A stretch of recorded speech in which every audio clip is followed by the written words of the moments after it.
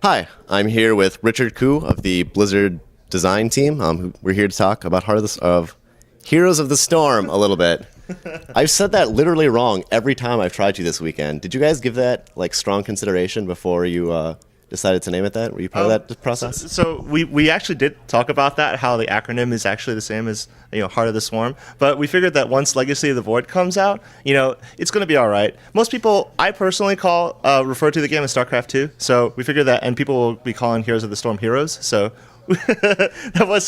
we were thinking of it, but we felt like over time people would get it. Yeah, I guess I got to start doing that too. It's okay. Do you want to introduce yourself a little bit and say, give a little bit of background about what it is that you do with the game? Yeah, my name is Richard Khoo again. I'm a senior game designer too on Heroes of the Storm. I work on the heroes, talents, and battleground content and systems.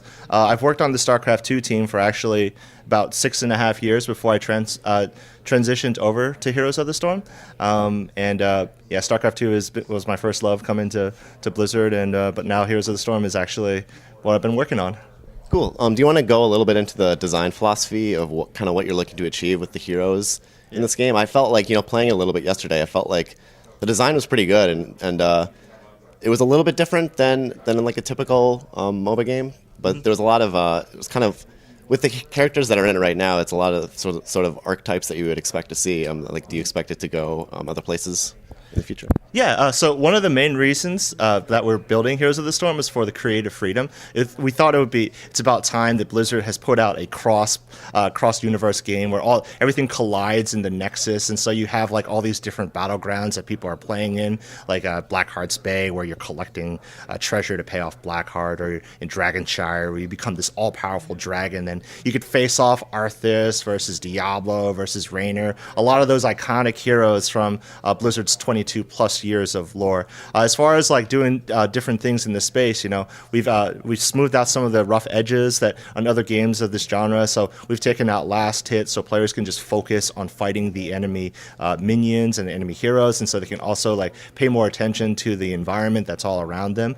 We also are experimenting with a new thing called like team levels, and that frees us up to design specialized heroes such as like Uther and Malfurion, so they can be as powerful as the allies that they're supporting. And also, I don't know if you had a chance to play him yet, but Abathur is one of our new special heroes. He's more of a commander hero. He sits in the back line of this fort. He can't actually fight because he's got little jazz hands. There's a little gimpy attack, but his signature ability, his symbiote, allows him to like ride shotgun with any hero, and it's got a map-wide range. So really, his gameplay is actually more like StarCraft 2, where it's just all about your map awareness and exercising when to use your ability to help your allies at the best time.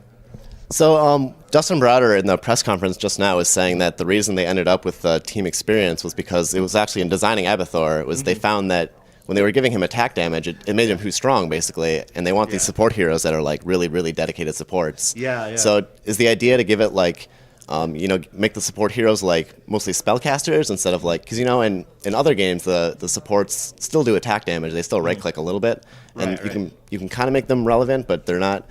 They don't do a lot of. There's not like a dedicated healer in a lot of these games. Is that kind of like you're looking to kind of diversify the roles there? Yeah. So in reducing the attack damage to support heroes and giving them like a really pointed kit that's for support, and not having to worry about doing a lot of damage for like pushing and last hit, we can give them a little bit more. We'll give them a little bit more juice to their abilities. So when you look at a hero like Malfurion, he's got this massive AOE CC, and that lets him capture more heroes and sets up for everybody else. One of his heroic abilities they can choose from, he could choose to do a massive AOE healing, or he can choose to do a quick burst with silence CC and dot. And it's just those kind of decisions that the support heroes can make that make it really exciting to play them in this type of game.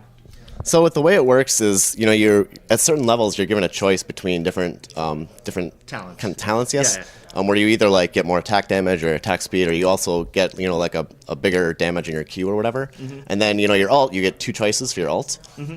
And I was kind of curious as to like how many different skills do you imagine have for each hero? Because in terms of like you have the 3 and then your 2 ult choices. Right. So right now it's there's 3 times 3 times 3 times 2 times 3 times 3 times 3 usually. So there's about that many choices. We're still like in the alpha stage of the game, so we might be adding more choices. But the other thing that you should keep in mind is that in the out-of-game experience, you'll be leveling up your player level. When you finish a game, you get out-of-game experience and you'll level up. That will actually unlock additional heroes and talents. So something we couldn't show to you today, for obvious reasons because you're just playing in-game stuff, is that in the out-of-game, you can actually customize the set that you pick from in-game. So like if we ever give Malfurion, like say, a third heroic ability, it's up to you whether or not you want to have that choice in-game. And it's all going to come down to what your team comp is, what your battleground you're expecting to play in, like what the enemy is doing. So it's those kind of like sort of top-level decisions that you have to make out-of-game and then make them in-game as well.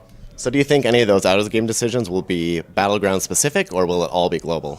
We're thinking right now for ranked play that we're going to telegraph to the players what map they're going to be playing on, because they're really important. Like certain maps are more kill oriented than other maps, and some maps are like more map control oriented, and some are actually very PvE oriented. Like in Haunted Mines, yeah. You go underground and you're collecting skulls and you're spreading out, and so being a fast PvE damager, like say Vala's very good at it, and so is like Nazeeba. So you kind of want to cater the talents that you can pick from for the map that you're playing, and we think that would be important for competitive play. But we haven't gotten there just yet, though. So I noticed in playing different classes, or the different heroes, there's some overlap in terms of the talents you can pick. In terms of like, they all have the one where it's like 10% attack speed, and they all have the one where it's like, it's a little like when you hit level 20, there's the one where you can choose to get extra health and then also resurrect when you die. Right.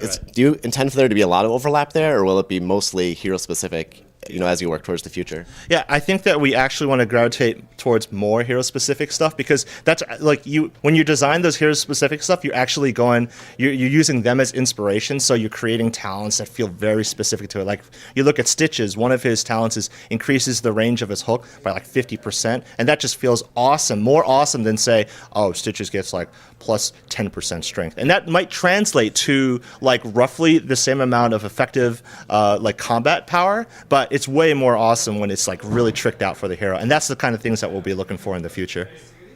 So would you say like when making those kind of design decisions in terms of what to offer the player, are you looking to make it sort of pretty easy to get into in terms of like, not making it too overwhelming at the start? Is that a little what it's going for? Yeah. So in the very beginning, we're going to start you with a much smaller talent selection. We give you a lot of selection at Blizzcon, much more than you might start with, because we want to let players know that they're going to be making a lot of choices, like more advanced players like yourself. But in the beginning, you'll start with simple talents, and then over time, as I was mentioning with the out-of-game progression, you'll unlock more and more talents. And this system is awesome because we can scale it with some of the like really complicated stuff in the future as our game grows and as players get more skilled at the game. So I think that's about all I have. Okay. Normally what I do is I ask for like shout-outs and stuff. Do you want to do any of that? Is that something Blizzard lets you do? Yeah, I'd love to do a shout. So, we can't wait for you guys to play the game. I'd like to give a shout out to one of our fallen comrades in battle. His name is Ken Eric Hagman. The day before BlizzCon, unfortunately, he had an accident and broke his wrist. And his first thought was that, oh no, I'm not going to be able to play in the panel where the designers are playing against each other. Who's going to be my substitute? Please, I want to watch this game. So a shout out to him. Shout out to all of Team Liquid. Shout out for all the Blizzard fans. And thank you for making this game possible. All right. Thank you. Thank you.